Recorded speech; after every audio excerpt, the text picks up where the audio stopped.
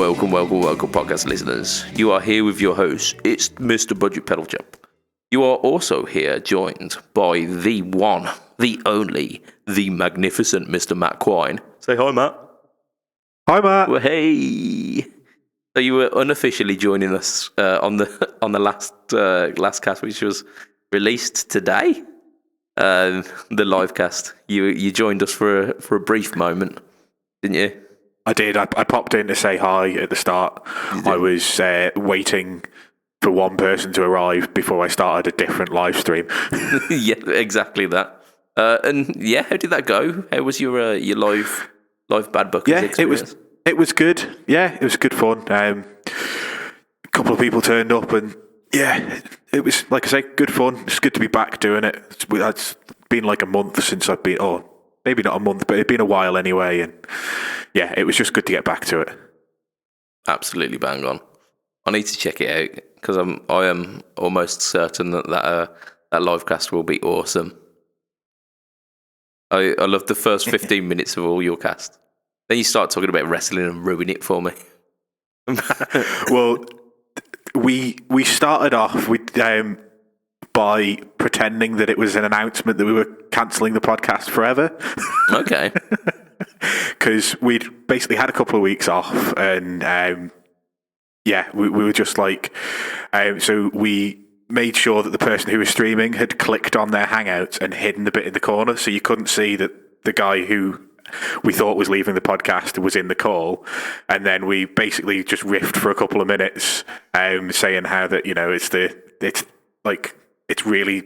a tough decision, this, that, and the other. And then all of a sudden, we just clicked on his face and then brought him back. And it was good fun. Hey. So yeah, spoilers. If you are an avid Bad Buckers listener, mind you, it's probably going to be out before this one. So yeah. Yeah, I mean, that comes out the day after we record it. So it's already out as a podcast as well. That's a turnaround, that is, mate. Yeah, I mean, it's very loose. Like, we don't do it anywhere near as professionally as this one. So it's literally just the Hangouts call is recorded, and we cut out the bits that we don't want to have, and then just release it. Yeah, I mean, you've got that over me. I tend to keep in the bits that I don't want to have, just down to sheer laziness. I do some editing, but you know, it takes me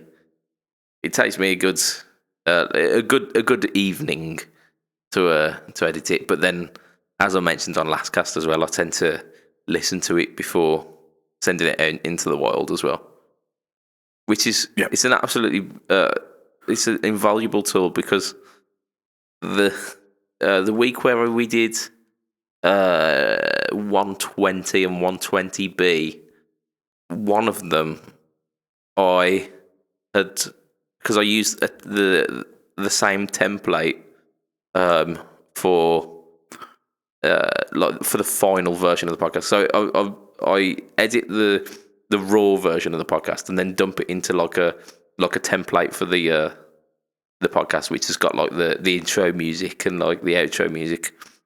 I'd left last week's outro like 20 minutes after where we'd stopped talking, so there was like 20 minutes of silence. I was thinking, this podcast looks longer than I remember it.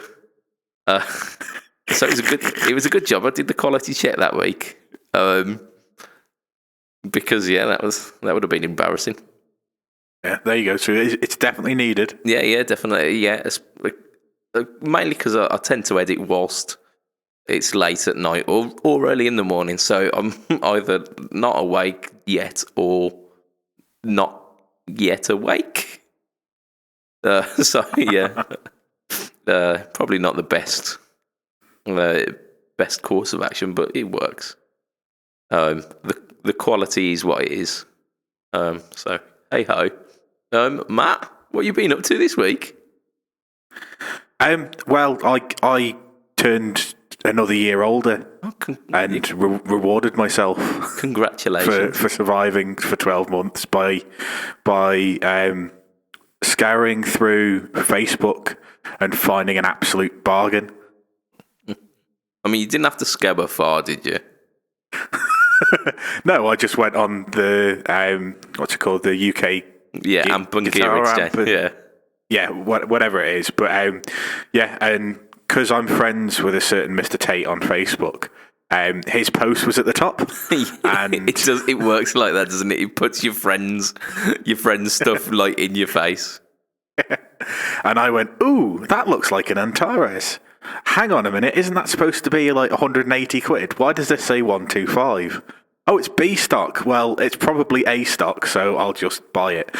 Yeah, I mean, this is the second B stock Tate Effects pedal you've bought, and you can absolutely attest for what I've noticed with his B stock, which is I can't even tell that it's supposed to be. Yeah. So the Razor Dead, if you look at it closely and angle it so that the light is going like diagonally, so it's not like face on, but like slightly at an angle. Yeah. You can see a scratch. Whereas the Antares, he's called it B stock because it's the one he's been taken to the conventions. Yeah. So like Ligs and a few other places. So it has hook and loop tape on the bottom of it. So, and the sides he claims are scratched, but I can't really see anything. I mean, so chances are I've actually played that exact model there. Yeah, very fairly sure you probably have. I think it's serial number 35. I think. I didn't pay that much attention. Yeah, but it's one, like I say, he's been using for conventions and stuff. So yeah, he's said it's been out and it's been gigged, so it was B stock. So I went, "Oh, I'll have that." Yes, yeah. I saw the post where you went, "Is this still available?" And I thought, I know what's happening here. Yeah, I said, "Is this still available?" 15 minutes after it went up, with no comments on it already. That's it. So have you had a chance to try this Antares then? I have. So I waited a couple of days just because I didn't have a chance to plug anything in at home. Just with it being my birthday week, I had a few different things on, and then Sunday I decided to put my mini pedal board together again because I'd taken all the stuff off it to show the other guitarists in the band. Of course, let them try a few drive pedals. And I was like, do you know what? Let's put this back together so that if I need to, I can take it to a practice, and I've got a delay, a reverb, a chorus, and as much drive as I can possibly fit on it. Classic. So the tuner at the start, the Dr. Green, and then I've got the Antares, then the Tiny Toddy, then the Tube Screamer Mini, and I wanted to know whether the Antares worked with the Tube Screamer because obviously the Antares is based loosely off. Is it the SD one? Yeah, so it's I don't think it's the exact SD one, but it's got a it's loosely similar. Similar topology with the fact that it's got like asymmetrical clipping and whatnot. So I wasn't sure whether like stacking it with a Tube Screamer would work for lead. So I was like, right, well, I'll put them all on there, and then I've got the TC Corona chorus, the TC delay that I did the demo of on your channel that I can't remember what it's called. Echo Brain, maybe. Yeah. I thought you had the Afterglow, not the Corona. It was. Yeah. It was the Afterglow. I was gonna say, like, I don't remember you buying a Corona. Yeah, I mean, it wouldn't put it past me, but yeah, no, you're right. It is the Afterglow, and then at the end, I put my T-Rex Space Master reverb, which also has a boost on it. So I put that all together, and then the first thing I did was turn everything off and just try the Antares. And Jesus Christ, that's a very versatile pedal. Like I don't think I've ever had a drive pedal that's that versatile. That clean blend function just gives you infinite options. It does, doesn't it? I mean, even if you take that out and you whack the game fully up, the tone control is useful across the entire sweep. So that makes it incredibly easy to dial in. It goes from like a gentle break up to like a full on kind of rock crunch, which again makes it like incredibly versatile. And then on top of that, you've got the clean blend as well. You're like, fuck me, this is it's like all of those controls work in harmony together, don't they? Yeah, and like I could put this anywhere on either of my boards and have it as the right drive for that position. I could put it at the start and have it as my like lightest drive to kind of colour the sound, or you could have it at the end to kind of crunch everything up and boost for a bit of a solo. We could have it in the middle to just kind of add that fatness to your lighter drive if you wanted to. Like, you can do whatever you want with this drive pedal. It's amazing. I spent quite a while just going through different sounds with it. Kind of found a light drive sound, because the way I was using it on that board was like, right, that's going to be my light drive that kind of colours the sound the way I want it to. Yeah. The Tiny Toddy will thicken it up, and then the Tube Screamer will boost as a lead boost. Yeah. And it works fantastically. Exactly. Like, it took a bit of dialing in to get the sound that I wanted, but it's not a difficult pedal to dial in. It's not like I was there for 40 minutes tweaking 77 knobs like you would be on a Revival drive. Yeah. It was just a case of like... I was just thinking about the Revival drive, actually. I was just thinking that it's almost like the polar opposite, isn't it? Yeah, and it's as versatile, but doesn't need any of those kind of... Yeah. The extra like controls. The tone sweep is absolutely fantastic. You can get whatever you want out of it. And yeah, so I've got it set fairly dark on the tone,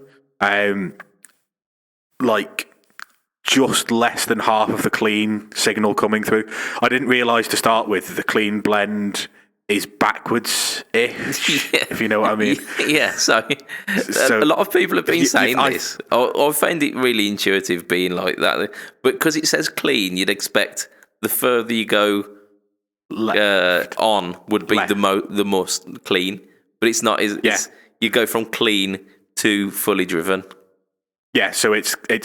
I suppose if you think about it, it is a clean blend control. Yeah. So it's so off. You've got the clean blend off.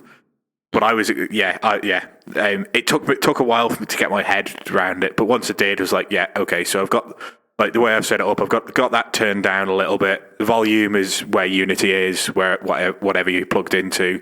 The drive is, I've got it maybe halfway, maybe slightly less. And then I've got a fairly dark tone, just so that I can then, if I want to use the Tube Screamer to boost it, because the Tube Screamer, that I like to have that set quite bright. Yeah. And if I had the tone on the Antera as bright as well, it would just get a little bit too harsh. But it'll do whatever light drive sound you want. It'll do up to like a fairly chunky rock tone. And I love the pedal. Yeah, no, I completely agree with it. It was, I mean, the entire tape range are absolutely fantastic. I think the only one that you've not tried at the moment is the BMB, isn't it? Yeah, I mean, obviously he's got the booster as well, which I haven't tried. But I've not tried a BMB yet. Yeah. Oh no, sorry, I have tried a BMB. I've tried one of the old Brexit BMBs. In fact, of course, I believe the first one. It's zero. I believe I tried 001. Yeah. Which is the first commercially made Brexit pedal, I think. Yeah, it was belonging to our Josh, weren't it? That? It was, yeah. I believe since he has moved it along. I think he's moved it on, but it's been 3 years since I've tried that pedal nearly, so I'd need to try it again. But, and I think they've undergone revisions between then and now as well. Yeah, I would assume so. The way Stuart's constantly revising everything that he does. Yes, yeah, he's very very particular about his designs, and like for most people, you'd have put out like revision 1 of Brexit and go that's a really good rat style circuit. I'm happy with that. Whereas Stuart's gone, it was good. but now I'm going to make it better. And he does that every periodically. So they're constantly evolving. I know like certain things that he's done to make the pedals idiot proof at certain points, and the transformer mod for the Raise the Dead. Yeah. Like he's just like literally genius stuff, and he's just like, yeah, no, it's stuff that I have to do because then it makes the pedal function better. It's just like, yeah, but you can't argue with him. But it just means that each and every one of his lineup is absolutely blooming solid. Yeah, can't argue with that. I've mentioned it on the cast before, and I've mentioned it. I mention it in like whenever anyone will listen, essentially, like on forums and whatnot. Like I told Stuart this, that I didn't expect to like the B&B because I've tried rat circuits before, and that kind of distortion, like kind of more modern sounding distortion, just doesn't appeal to me. However, Stuart's one was absolutely fantastic. It had the low, like you could say low gain, and it'd be like a nice kind of smooth but bluesy crunch. But the setting that I did find myself gravitating towards is whack the shit out of every control and just enjoy the noise. Yeah. Because it did it, and it did it well. So, yeah. And yeah, his booster is the loudest thing I have ever heard. So, yeah, and yeah, it's not the only thing that you've done this week as well, is it, Matt? No, so actually on my birthday, I had a band practice with the old band, or I'm going to call it the old band, but the one that's been going for 8 or 9 years, whatever it is at this point. And rather than have to lug my AC-15 C2, which weighs a ton, into the room that we were practicing in, I took that along just in case, but I also took along the Origin 5 because I was hoping that that weighs like a quarter the amount of the AC-15, and I was hoping that, it might be loud enough. So I took that. I also took the telly, obviously, because, It's standard. Yeah, can't take one without it. Yeah. And yeah, we did it wasn't quite like a full set, but we've got a dep drummer for a gig that's happening next weekend. So we just we haven't played with him for about 6 months, so we're just going through some songs again just to remind him, because we're not, although we are a cover band, we do some bits slightly differently, as most bands do. And we've got like stops in odd places in some songs, so it was just to kind of remind him where all of our little differences are. And the Origin 5 was up against the Hot Rod DeVille. Okay, yeah. Which I believe is a 60-watt Fender amp. Yeah. I would have kind of hazarded a guess at like 45 to 60 watt, yeah. Is it a 112 or a 2 with that one? No, it's the 212, but they're not side by side. They're diagonally. Yeah. It's like the squarer one. And it was up against that. The bassist is using a Mark bass, and a drummer who likes to hit drums. Yeah. I mean, they all do, don't they? Yeah. They're very rarely subtle. It was the Origin was plenty loud enough. I think I had it on either 7 or 8. So it was, it was cooking, and it was in obviously the higher setting, the 5-watt setting. Yeah.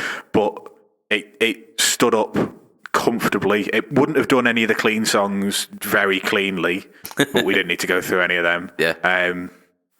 And to be honest with you, like it's not something that I'll ever bother gigging, because I'm quite happy with the AC-15 for gigging. But when for things like this, where it's a good like 40 meters from the car park to the bit where we actually practice, I don't particularly fancy dragging a 212 down there if I can grab this 1x8 combo that weighs quarter the weight and doesn't just put me back out every time. No, I absolutely agree, and that was one of the contributing factors as to why I picked up a Classic 30 over the Black Star. The Black Star sounded fantastic, and in fact, probably a more versatile guitar amp. Yep. But it weighed about an extra third on top of the Classic 30. And when you carry that, a guitar, maybe two guitars, and a pedal board, trying to balance that on top of your amp whilst carrying it, you go for the lighter option every time. Yeah, I mean, I'm.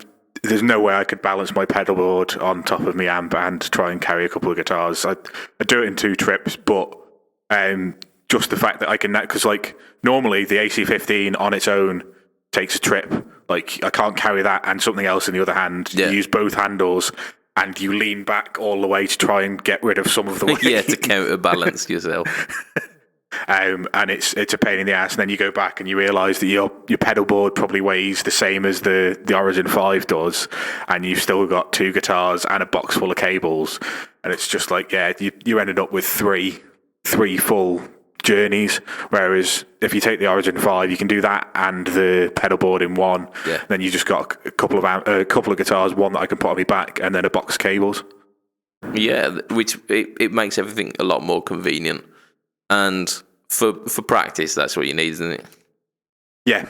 And like I say, at a gig, I wouldn't use it unless, we'd been specifically told you must be very quiet and this, that, and the other. But yeah, in terms of gigs that I've done like that, I think there's been maybe 2 where I'd have been considering using it. But for the most part, it certainly handles practice as well enough that I will use this solely to practice with that band.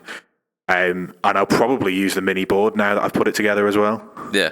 I mean, I did a gig where I used the HT5, and people swear to me, like when I post it up on Facebook and like tell them the story of it, they swear, no, you didn't. There's no way you could have been heard. Like, guaranteed, yeah, I did. The output was pretty much cranked. And I was only using it for drive. I'm not saying it was like a massively versatile thing, but I did. I played an entire gig on a HT5, and it kept up with a drummer, and you could hear it in the mix. Yeah, and that's the experience I had. Was it went up against a drummer, a bassist using the rig that he uses to gig with, the other guitarist using his amp that we normally gig with, a PA system with 2 people singing through it and some keyboards, and at no point could people not hear what I was playing. Yeah. And I think mentioning the HT5 actually, that it reminds me of something that, because we were talking about it on the last cast that me and you did, and I'm pretty sure I referred to it as having an 8-inch speaker, and I'm almost certain that's wrong. I was listening back thinking, oh, you dickhead, because I think it's a 10. In fact, I could probably tip it up now and check, but I'm not going to. I'm going to speculate and then get people writing in and tell me, no, you were right, or no, you were wrong, and we thought you were a dickhead. So yeah, I think it's a 10-inch speaker. It would make sense. I think the later ones, it weren't the Mark II. I don't think it was called the Mark II, but the later revisions, the HT5. R? Yeah, so this version did have an HT5R, because the R is the one with the reverb. But right, okay. So this was the HT5C, I think. But they did the later one. It had a separate tone control for the clean channel. And I believe that they were a 12-inch speaker. Whereas this one, it's just the clean channel is just a clean knob. However, they share the EQ, which is something that I only found out less than 6 months ago. I thought the clean channel was literally just the clean channel, and you got a clean channel and you couldn't do anything with it. So like I'd come to it some days and it'd be sounding banging, and then like the next day, come to it, oh, that doesn't sound anywhere near as good as it used to. What's going on? Because old Muggins over here had messed with the settings, weren't it? Nice. And you hadn't realised. Yeah. Did not realise that they shared the EQ. Say la vie. I think I should probably talk about stuff that I've done, because I think you should. Looking at the time, we were about halfway. So we're like 25 minutes in. So our Joe is probably winning this week, isn't he? Probably. So first of all, I'll start off with the videos that were released. In fact, between last cast and this cast, I think there were 2. So I did a video about 2 weeks ago, maybe 3 weeks by now, about the Joyo Vintage Phase, which is the Joyo version of the Phase 90. Very little to really demonstrate with that, because it's one knob, and all of the ramp, the speed of it comes in the final third of the knob. So you go from kind of subtle, almost nothing, to like then halfway is pretty much where you're getting your kind of classic rock phase tones, and then you stick it up a bit more, you get a bit Thin Lizzy kind of tone, and then you get the kind of weird, kind of warbly, spacey tones in that last third, and you can go like between like millimeters of turn from going to usable to batshit crazy. But it's a lovely pedal, and like I've mentioned before, I prefer it to the Phase 90, just because the volume discrepancy between it being on and it being off isn't quite as large. This week, in fact, 2 weeks ago, if I'm thinking about when this podcast, time is a strange thing. So 2 weeks ago, I did a no talk tone on the Joyo Tauren. Their R series clone. I think it's the R01. So I started like with the first one in the series. Thought nice and simple. 3 knobs. That's gonna be nice and easy, isn't it? When I recorded the demo the first time, there was a light glaring on the pedal, so I couldn't see what the controls did. I guessed at what I thought they were. I was altering the volume of the pedal, weren't I? Rather than the gain. So thinking like this is a really weird gain sweep. It is when you use, it goes from really quiet to really loud. Yeah, it is when you use the fucking volume control on it. No, because I was like using the volume control, but then counterbalancing using the gain control as you do to try and keep it unity. So and having them the wrong way around. Yeah. So I had to redo that demo. I only realised when I was starting to edit the video, I'm thinking, hang on, that's his volume. So I had to redo that one, but then I did it again, and it made a lot more sense. It's a pedal though that seems to be getting some really, really mixed reviews, and it's this weird brown colour, and I think they've done that on purpose because it is a really Marmite pedal. So I'm getting some people going, oh, that Taurine sounds absolutely amazing. Like, but then I'm getting some people going, what the fuck? I actually had one of our listeners, Josh Wood. He's been on this cast before, and he says, oh, the clean sound was amazing, and then you stuck on the pedal.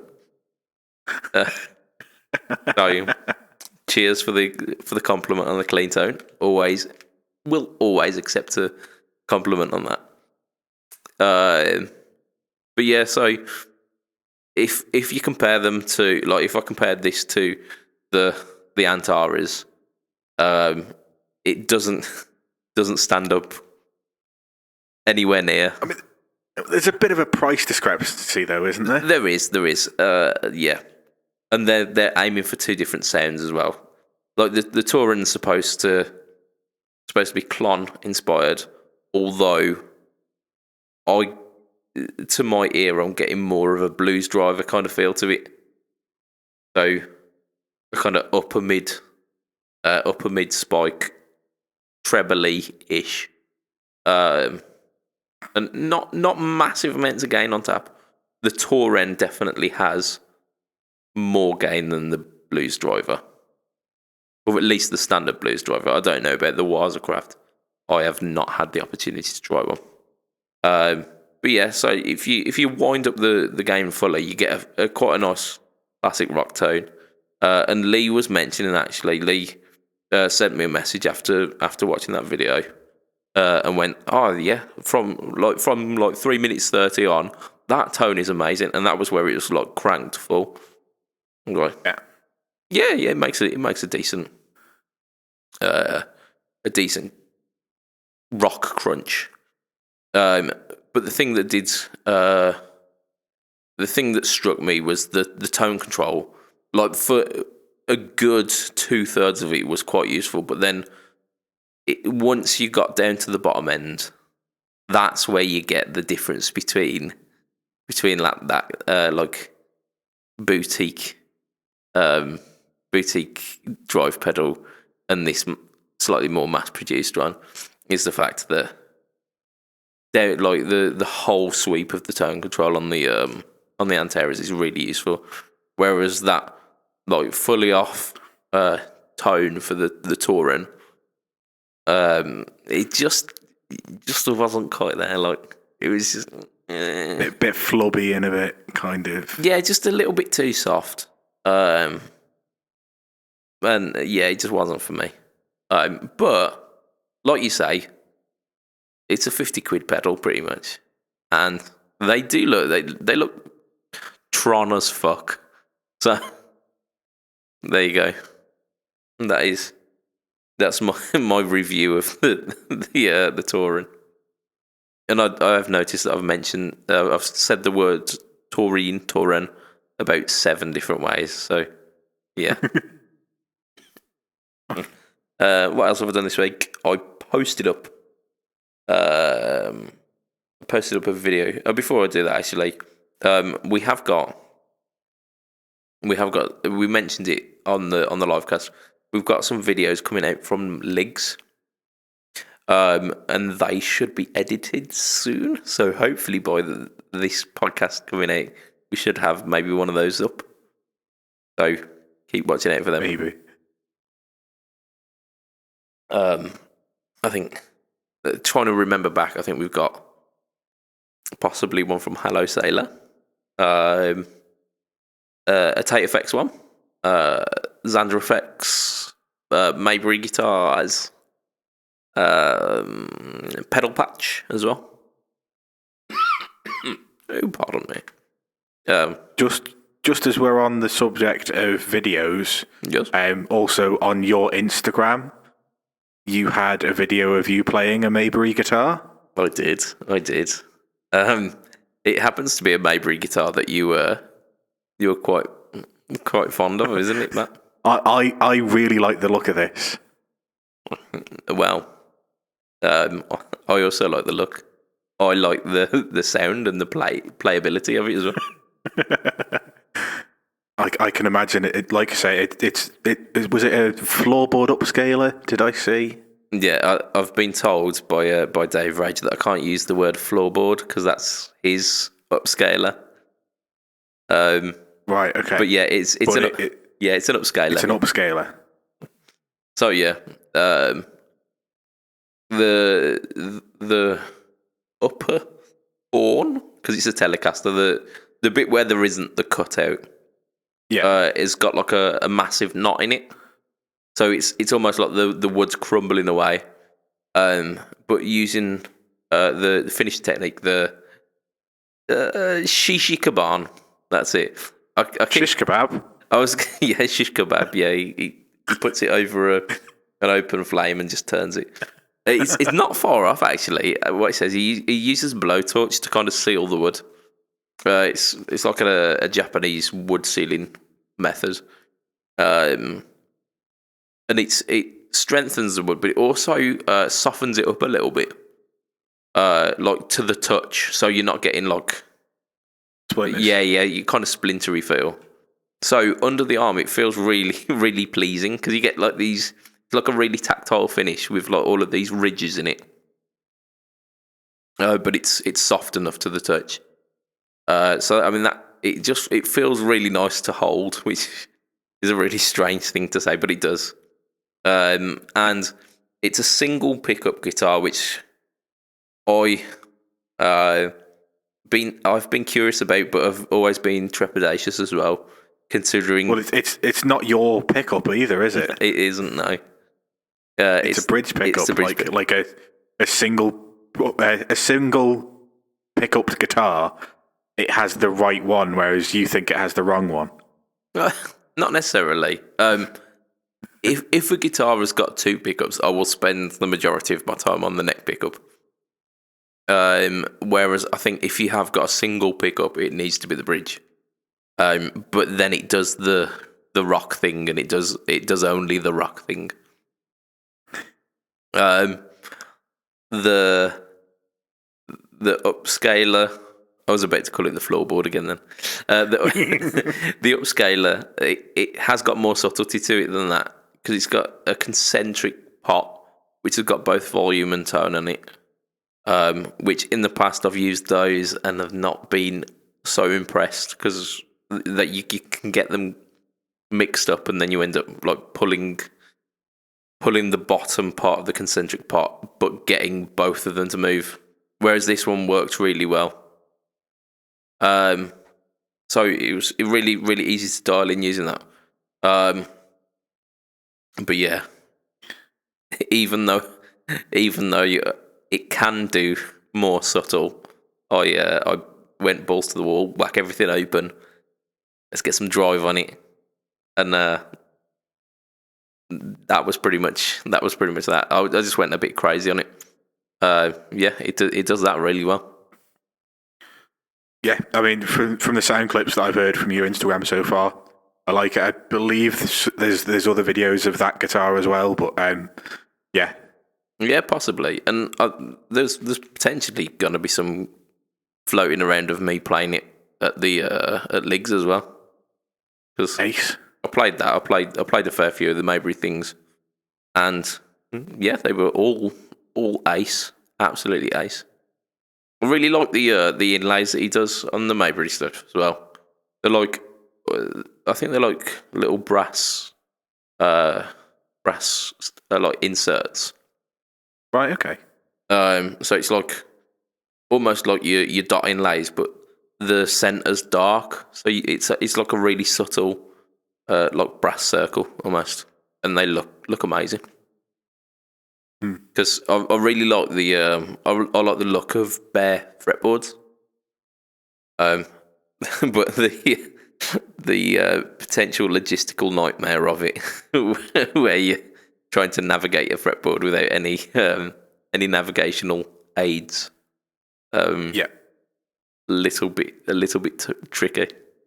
I'm the same. I like the look of a fretboard that's got no dots on it. I would absolutely panic if I got lost at any point playing any song. I would literally have to go to the nut and then count. if at any point, like, because I'm so used to, if you feel like you're in the wrong place, you just have a glance down and you confirm that you're in the right place. Even if I was playing in the right key and I looked down and I didn't know where I was, I would panic. I could just see you on stage, like just before us, like going that one, yeah. Wait. Oh shit, man! I think it's worth getting you a blank fretboard just for that. Evil man. I know. You're an evil man. I think I might be able to cope with it, but I don't know. It's like having a safety blanket, isn't it? It is. And like I say, I could be playing in the right key and it would still make me panic if I couldn't then. Like, sometimes when you just feel like something isn't right and you want to confirm whether it's you or whether it's somebody else in the band or whether... Yeah, like having that safety net of looking down and go, no, I am playing on the 10th fret. I am right. Yes, I can see the dot. I know I'm there. Yeah, it is. It's that comfort blanket. Yeah, I've just glanced over at the time and we're getting close.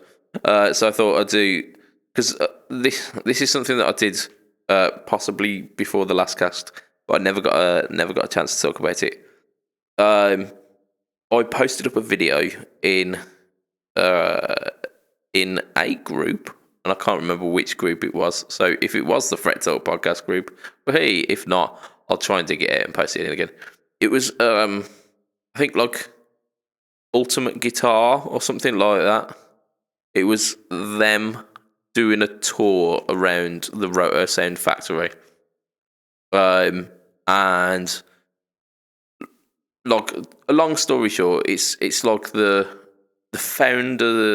founder's son who runs the business now, basically running you through all of the machinery and all of like showing you a couple of the people doing the job, and it's like all very much like hand done, pretty much using these like the machines that they've been using for a long time, like really kind of salt of the earth British manufacture.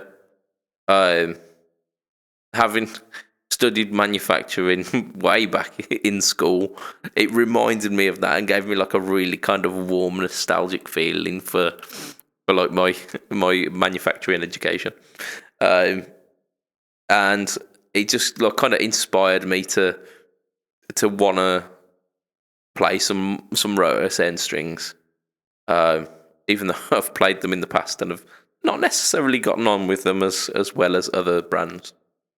But they went through a couple of different lines that they do as well. So they do your standard kind of nickel plated steel strings, which just like any manufacturer does pretty much. I think they do like roto yellows, pinks, and all of that, which is just like your standards. But they also do pure nickels, which are supposed to be a slightly slinkier feel string. And for me, I've got a few Fender scale length guitars, which are a little bit of a pain in the arse, because with a Fender scale length, if I can set it, like if I can set the action really nice, the tension for bending isn't a problem, and I like the feel of tens under the finger when you're picking, because anything lighter than that and they're a bit too floppy, and I feel like my picking then just becomes me pushing the plectrum through the strings rather than gently gliding over them. So I'm considering getting a couple of sets of the pure nickels for those particularly tricky guitars that don't quite balance up well enough. And then they mentioned that they also do a pure stainless steel set, and saying that they're a pretty acquired taste, because they're a lot more zingy and a lot brighter than your standard strings. And something that I've been wrestling with recently is the fact that I play so many single coil guitars, like the Telly and the Strat are pretty much mainstays in my arsenal. But I've got a fair few humbucker guitars, but I find it really difficult to transition between them because I'm so used to the immediate brightness and the snap of a single coil pickup that when I go to a humbucker, I'm finding that I'm really, really cranking the dials on my amp just to get the same kind of brightness. and like potentially evening out some of that discrepancy using a set of roto steel strings, like stainless steel strings, could be a potential possibility. And I think I want to support a British brand as well. A bit of patriotism. I mean, Brexit means Brexit and all that. They might be the only set of strings that we'll be able to use. So just get used to it. Yeah, I mean, just you talking about having to like push the treble on your amp to play humbucker guitars is literally the opposite of me when I play a single coil. It's get rid of all of shelve the treble completely off on the amp, so that I can actually play these bloody single coils so they're not killing my ears. But you set everything for your humbucker sound, don't you? Because you got your Cabernet as your go-to, which is and then I've got the SG as one of my backups. Yeah, like pretty much everything I've got is humbucker orientated. Yeah, so we are completely different beasts. I mean, like I mentioned, the Telly is the only guitar that I own that's all single coils. Yeah, and there's maybe a change coming, but who knows? But yeah, like I mentioned last time we were talking, I've very much got a penchant for or a Stratocaster style guitars. And actually, as a quick aside, very recently on my Instagram, I posted a quick video of me playing the Strato Telly, which it's got to be the happiest medium, hasn't it? It's the thing that makes me happy because I love tellies, but I'm going through a Strat phase, so a Telecaster that sounds like a Strat. Wahey. Oh, it's absolutely amazing. It sounds so good. Those, because they're Alnico 2 Fletcher pickups. They're slightly smoother, but they've got that classic Stratty thing, and the Fez Parker mod where you can blend certain coils in. So like when you're on the neck, blending in the bridge, and it blooms from being like a really focused and bright single coil, then being almost like a humbucker. Oh, yes, absolutely. I mean, the video clip on Instagram's it's about a minute. I had probably about 12 minutes worth of footage to choose from because I was there for ages. I reckon we should do some news because it's telling me that we're 50 minutes into this podcast. so we probably should. So what you're saying is that he's probably home by now. Yeah, Joe, well done. Congratulations. Take this virtual handshake. You have won. Fender have done a few things this week. Namely, the thing that we mentioned last week, which we thought was called the Fender Thunderclaw, was actually called the Ultra. So, I mean, that's a bit of a disappointment, isn't it?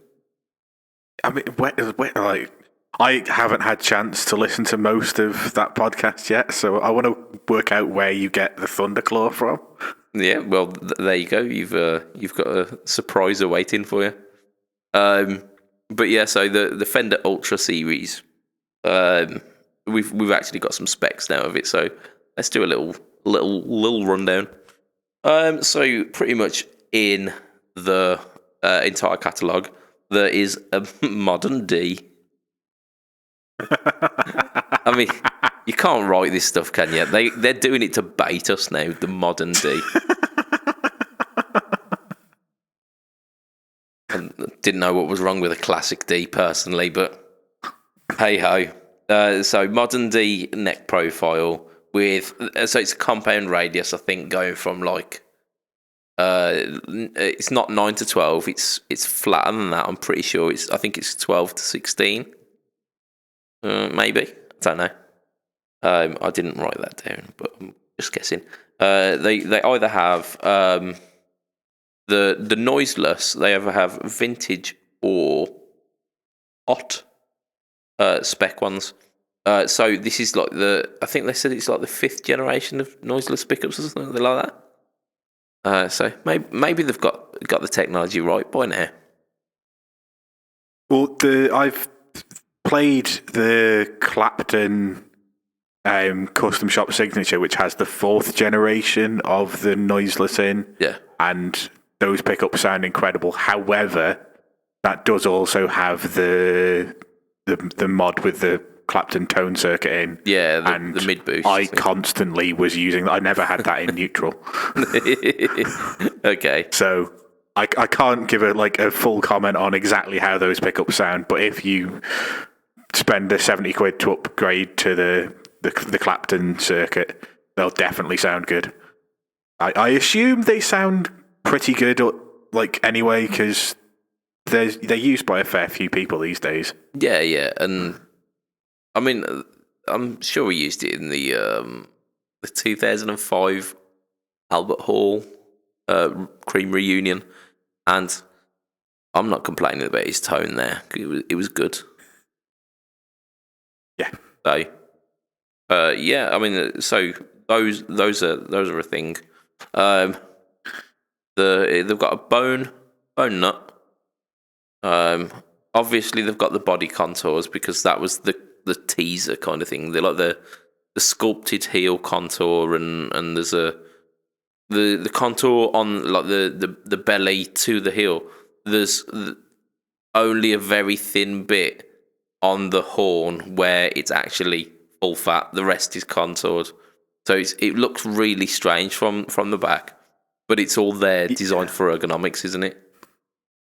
Yeah, it'll be interesting to see what they play like, because as much as I'm a fatty, I actually prefer them without. I prefer guitars without the belly cut. Yeah, so it'll be interesting to see whether this different style of belly cut is better. Yeah, I mean, it needs to be a pretty extreme belly cut for me now. I mean, I mean, it needs to be a semicircle for me at this point. Yeah, clip on. So what else have we got? We got body contours, locking tuners. I don't think that's a new thing. I think the Elites had that as well, but hey, I think so. They've also got, and I don't know if this has been a feature on many Fenders recently, but they've also got a treble bleed circuit on the volume, which is it's an ideal. Because I can't remember what guitar I was playing the other day, but turning it down,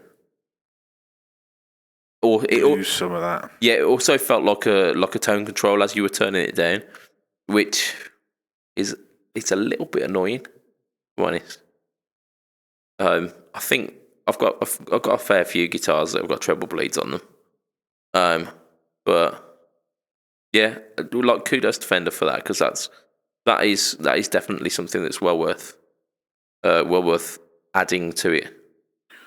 So the lineup of the Fender Ultra series, we've got a Strat, obviously. We've got an HSS Strat. We've got a Tele, a Jazzmaster, P-Bass, Jazz Bass, and a Jazz Bass V, which is a 5-string jazz bass. It's a lady jazz bass. Yes, it's a delicate jazz bass. I'm sorry. I think that's why you're here, Matt. So no need to apologise. Yeah, the colours. Let's go through the names here. Because they are very the hoity-toity, pretentious sounding. Arctic Pearl, which you can pretty much guess what that is. Is that white? Yeah, I'd assume so. Cobra Blue, which is the one that the sneak peeks were all about. The one that you saw the contoured heel on. which I quite like that colour. Yeah, you do. I'm not too much of a not fan of it. Whatever the proper word for that is. The not fan. But it reminds me of a Affinity Strat that I have seen in my lifetime quite a few times that is in exactly that colour. So, yeah. For everyone else who doesn't have this experience of a Squire Affinity Strat from like 2004 or whatever, it'll be fine for you. Like. It's a bit ruined for me. So Cobra Blue, Mocha Burst, which I think one of the Ibanez AZs are called that as well. Don't quote me. Plasma Red Burst. So what, like a deep candy apple red, maybe? Yeah, I don't think I've seen a photo of that one. No, neither have I. Texas Tea, which I believe that one's the black one with the gold shimmer to it. Which all of the people who went to that pre-release thing, the pre-release party in the Shards, really raved about that finish, saying that one was like beautiful. And they come with like the telly in the black comes with like a silver anodized guard, doesn't it? And then there's the P base has got a gold anodized guard, maybe. I don't know. Yeah. It's still a base, so I weren't paying that much attention. Texas Tea, and the final one is Ultra Burst, which again I've not seen that one. Anything from that lineup which tickles your pickle, Matt? I like the fact that there's HSS and SSS strats. Yeah, because more often than not, I'd pick the HSS. Like if I was picking one guitar to gig with, and I wasn't allowed a Variax, I'd probably go for a HSS Strat. Yeah, because your Variax is HSS, isn't it? It is, and I have been using that without the battery in it because I can't find the battery at the moment, which is a little bit concerning. But I think it's in the charger. I just don't know where that is at the moment. Yeah, I mean that's always a problem. I know exactly. I know exactly where my charger and my battery is, but I just can't be asked because the magnetic pickups just sound good. So yeah, and it's the same with mine. But yeah, I think HSS Strats kind of give you the most versatile sounds because you can get that thin single coily sound from the middle. Like nobody ever uses a Strat bridge pickup and likes it unless they're you. Yeah. I know quite a few people who do, but I'm gonna have to put my hands up and kind of agree with you there and say, yeah, actually, an HSS probably is more versatile. Yeah. So I like the fact that that's in the range. I love the blue colour. Yeah. I can't even remember what it's called already because they've all got stupid names. Cobra Blue. That's it. Yeah, because Cobras are all definitely not green or black. Well, that's it, isn't it? Yeah. It's for those special blue Cobras. In fact, I bet you I know why it's called because the AC Cobra was blue, wasn't it? The Shelby one. Yes, yeah, they did. Yeah, they from did. The 60s. Yeah, but they were much richer blue than that. I would have thought. I don't think so. I think they're like that metallic-y blue. I think. Remembering my time back to like Test Drive 1 on the PS1. Okay, so like if we follow that train of thought, because it absolutely makes sense, the Cobra, like the AC Cobra Blue, and the fact that Fender colours were essentially, I mean they were actually like car paint at one point, weren't they? Yeah, they were. So. Plasma Red Burst. Which cars this? Some form of American muscle car that I don't know of. Yeah. And Texas Tea, like I'll have that. I'll have that Dodge in Texas tea, please. What? Okay, so you've undone my argument pretty spectacularly. Yeah, I've got to say you are probably right with the Cobra. To be fair, but it's horribly inconsistent in the naming. Oh yeah, massively inconsistent. I mean, like if they like, but I suppose they probably can't call the colour for GT40 or like Fender or like Ford Mustang Bentley Continental or Grey or something. Pontiac, whatever. Yeah, I'm showing my massive ineptitude at American muscle cars because they're not my kind of thing. But that's it. Chevrolet are definitely an American car manufacturer. Yeah, I'm sure we sound about as convincing as we do if we try and talk about sports here. I mean, I do all right at sport, but yeah, that's it. No, I definitely I can't hang with either of those things. So yeah, that's the Fender Ultra series.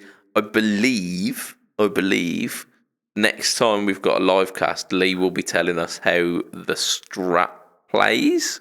Because I think he's got a chance to play one. Cool. Which is pretty cool. Want to do one more news, I guess? Because I don't think we're going to get through all of this. And I'll tell you what we'll do. We'll continue on the Fender train, won't we? Because we can't have this podcast without you doing this bit of news, can we? We can't, because it's my favourite piece of news. Go on, what's in 6 years at this point? Because for the last, I believe, either 5 or 6 years, you haven't been able to buy a Cabronita Telecaster from Fender themselves. Yeah. And I came across something just whilst flicking through Facebook, as you do, as we've discussed on podcasts before, where every 10 minutes you open it to see if there's anything new there, and there isn't. But as I was flicking through, one of the adverts this time there was. Yeah, there was, because one of the adverts, it wasn't even a post from like anybody that I follow or anything, just one of the adverts from Anderton's Music. And I was like, oh, that looks like my guitar, but with a rosewood fretboard. And then I clicked on the link, and Fender have started doing Cabronita Telecasters again. Get in. They're a little bit different this time. So the last time they did them, they started off with Custom Shop, then they did Mexican, then they did Squire. Yeah. So my one's a Mexican. And this time around, they're doing American, but not Custom Shop. Yeah, it's American Standard Run, isn't it? Well, it's like a FSR, isn't it? Yeah, it'll be an FSR. I don't think it... Oh, I didn't read anything to confirm exactly which of the lines they're in, but they're similar price bracket to these Ultras. Yeah. They're 100 quid cheaper or something like that. So they're probably... it's like 1,600-ish, isn't it? Yeah, 1,600 to 1,699, depending on where you look. Yeah. Whereas the Ultras were like 17 to 1,800. Yeah, they kind of started at 16... like high 16s and then went up, didn't they? Yeah. But yeah, so the Cabronitas, and like I say, the big thing to note is they now do maple and rosewood, yes, which wasn't on offer the last time they did them. They're doing a gold, a white, and a blue, as far as the colours I remember having seen. I didn't see the white, but I've seen a natural one. Well, it might be natural. Yeah, you might be right there. Gold and natural. But the difference is this time it's like a bound top. So the top is the colour. Yeah. It's bound, and then the rest of it is natural anyway. Yeah, and the different. headstock matches the face, doesn't it? So if you've got the blue one, it's got a blue headstock. Yeah. Yeah, which looks pretty cool. And the fact that it's like a part bound and then the rest natural, I really kind of dig that finish. I'm gutted that these have come out now and not like 6 months later, because I've already spent the bonus that I'm hoping that I get in December. So I can't buy myself one of these. But like if they're still around in shops, in 6 months' time or in 12 months' time, I'll probably end up trying my best to afford one. They've got TV Jones in them rather than the Fidelatrons that were in the last run, so they're actual branded TV Jones this time. Yeah, TV Jones Classic Humbucker is what we've got for that. Yeah, standard. As far as the specs, I've just got them here. Yeah, USA made. We've got the rosewood buzz, deep sea neck as well, so it'll be exact pretty much to what you've got already. Yeah, pretty much identical, like I say, but you can get a rosewood board this time. Yeah, and the only thing that you'll need to change is the bridge again, because it's got those shitty stamped saddles. Yeah, but I mean, worst comes to worst, I'll decide whether it plays better than my one, take the bridge off that, or I can get the bridge that I was planning on getting for my one and just put it on the new one. Yes. Yeah, I mean, the one thing that was I was playing the Stratotelli, and that's got stamped steel bridge saddles, and that was the only thing that irked me. It's not like there was anything wrong with it. It weren't like sending the guitar out of tune or anything or whatnot. Yeah. I just looked at them and thought, fuck you.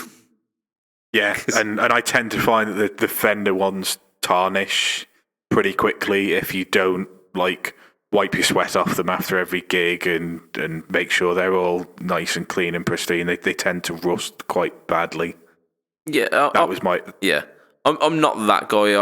I mean, I don't sweat massive amounts, and even when I do, my sweat's not massively corrosive.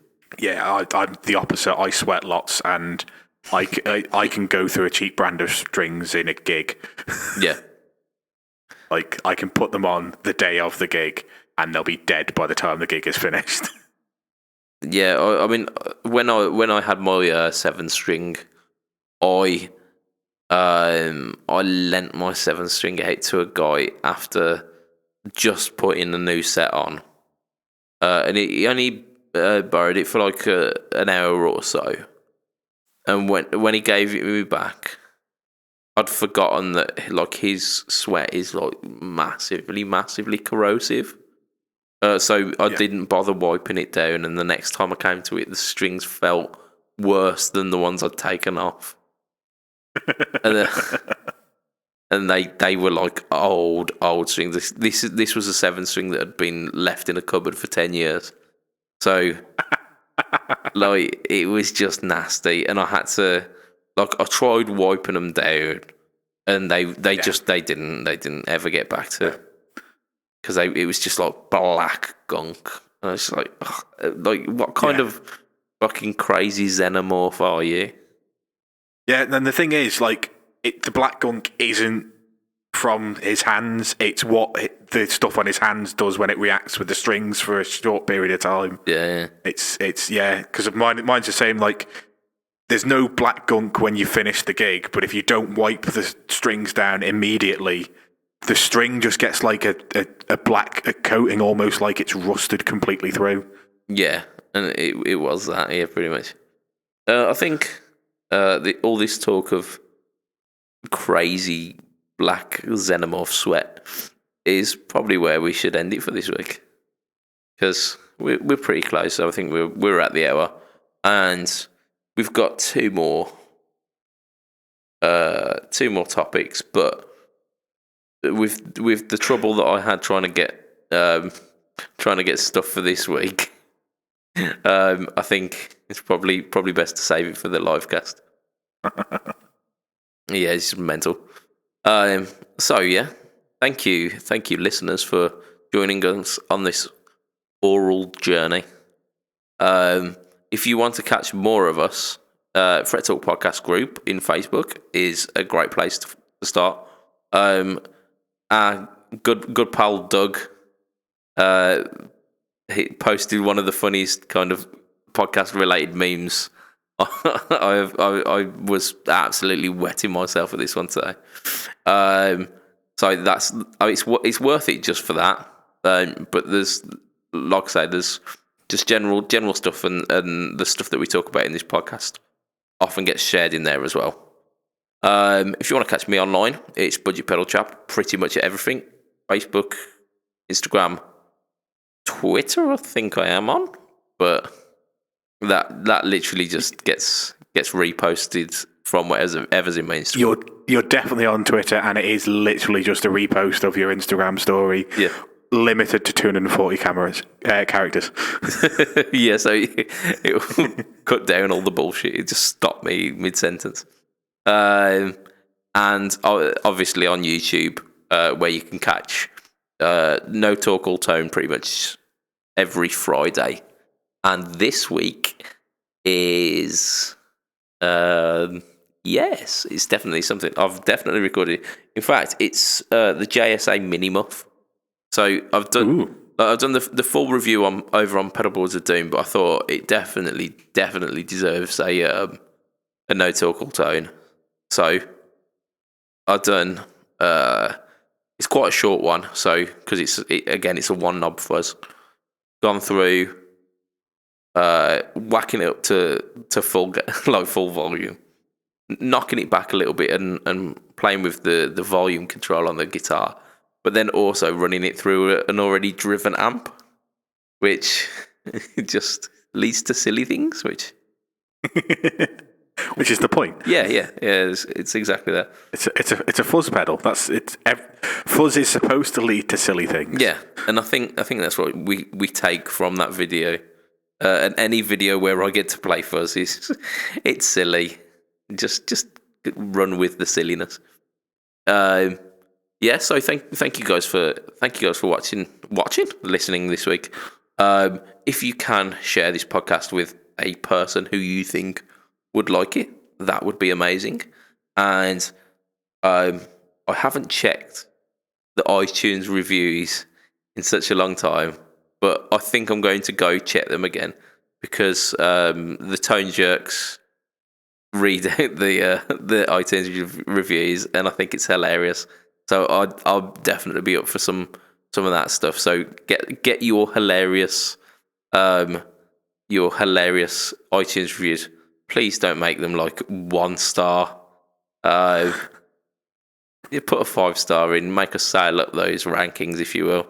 I'm not entirely sure I care too much about where we sit in the iTunes rankings, but like not 1 stars would be nice. We're definitely better than 1 star. Oh yeah, I mean there's 2 of us. We at least deserve a star each. So that's us for this week. From your host, Mr BudgetPedalChap, that is me. From Mr Matt Quine, the man from Man. Say bye, Matt. Bye, Matt. Hey. It will be a tatty bye and good night for this week. All right, a bit. Bye. Wave at the camera. Wave. Okay, we'll wave on this audio podcast. That's it, yeah. It works when you're doing it.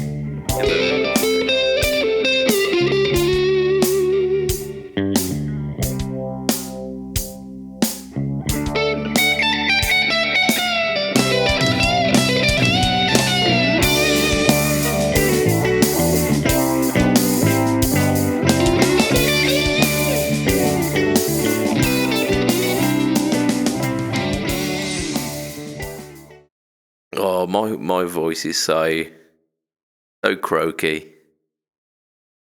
You had a long day of talking, have you? Or Well, not particularly, no. I just think I've got a bit of a cold. I'm